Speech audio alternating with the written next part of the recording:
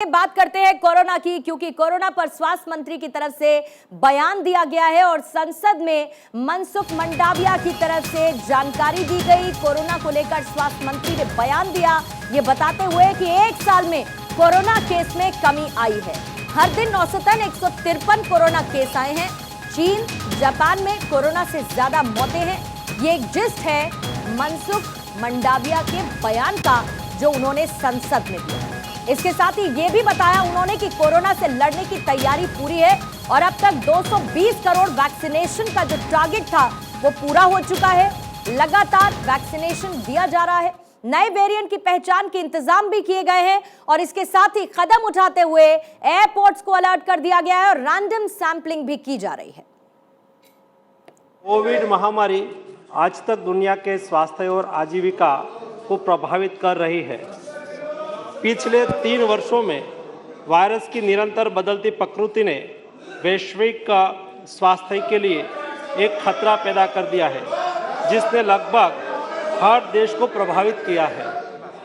पिछले कई दिनों से पूरी दुनिया में कोविड-19 के केसों में वृद्धि दर्ज की जा रही है, लेकिन पिछले 1 साल में भारत में कोविड केसों में सतत कमी दर्ज होती रही है।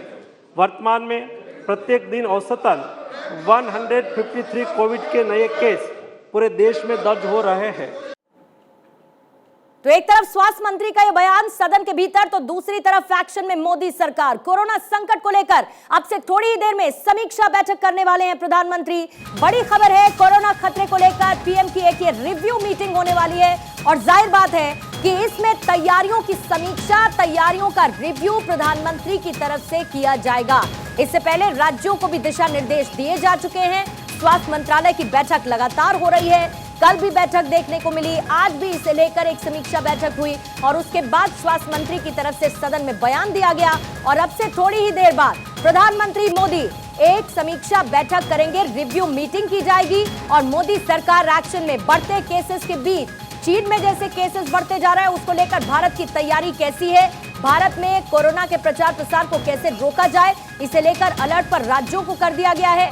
एयरपोर्ट पर सख्ती बढ़ा दी गई है। लोगों को मास्क पहनने, सोशल डिस्टेंसिंग की भी गाइडलाइंस उनके लिए जारी कर दी गई हैं और इसी बीच अब से थोड़ी ही देर बाद समीक्षा बैठक करेंगे प्रधानमंत्री मोदी।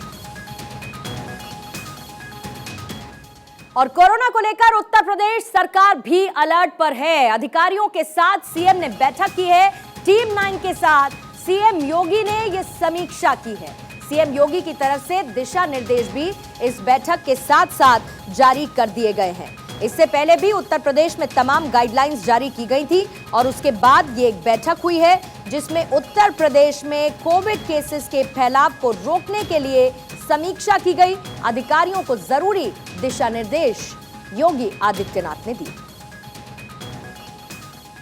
अभी उत्तर प्रदेश राज्य में सभी मुख्य चिकित्सा अधिकारियों को, जिलाधिकारियों को इस बात के निर्देश दिए हैं कि भीड़ भाड़ वाले इलाकों में या जहां पर रेलवे स्टेशन, हवाई अड्डे, बस स्टेशन जहां पे यात्री बाहर से आते हैं, ऐसे सभी संदिग्ध मरीजों की जांच करें, उनकी जीनोम से भी कराएं और अस्पतालों में बेड आरक्षित करें। हमारे जो ऑक्सीजन प्लांट्स हैं उनको चालू रखें और जो हमारे वेंटिलेटर्स हैं उनको चालू रखें। हर स्थिति निपटने के लिए तैयार रहें।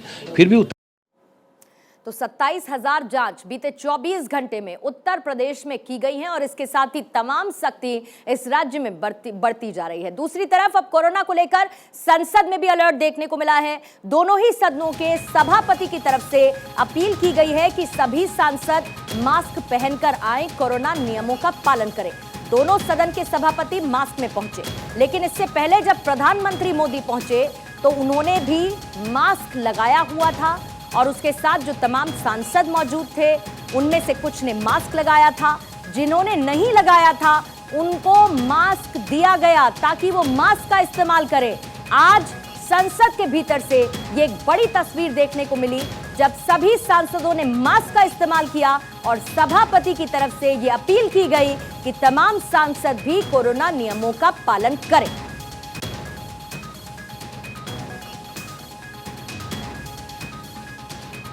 दो तस्वीर इस वक्त आप देख रहे हैं। एक तरफ जहां पर सभापति आपको नजर आ रहे हैं मास्क पहने हुए और इसके साथ ही सांसदों से अपील करते हुए कि वो भी कोविड प्रोटोकॉल का पालन करे, तो दूसरी तरफ प्रधानमंत्री मोदी जब पहुंचे तो वो भी मास्क लगाए हुए थे।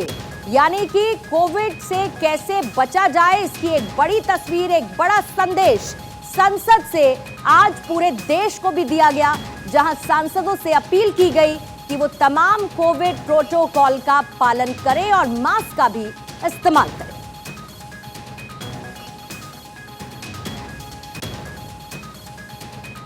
और आइए अब आपको सुनवाते हैं कि पूर्व स्वास्थ्य मंत्री डॉक्टर हर्षवर्धन और इसके साथ ही बीजेपी के सांसद मनोज तिवारी ने कोविड को लेकर क्या कहा।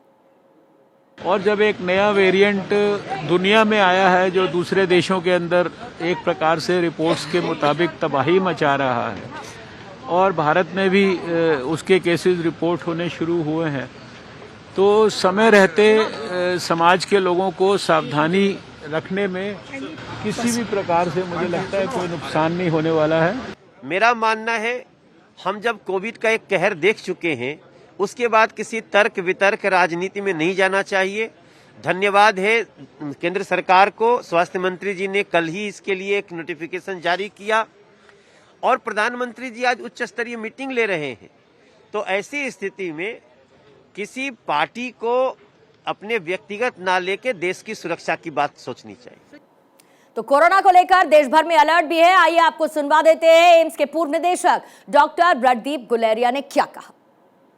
इंडिया की सिचुएशन चाइना के हिसाब से बहुत बेहतर है, क्योंकि हमारी वैक्सीनेशन स्ट्रैटेजी बहुत सक्सेसफुल रही है। बूस्टर डोज भी हाई रिस्क ग्रुप ने और ज़्यादा लोगों ने लगा लिया है। नेचुरल इन्फेक्शन भी हो चुका है और हम देख रहे हैं कि केसेस कहीं भी बढ़ नहीं रहे हैं।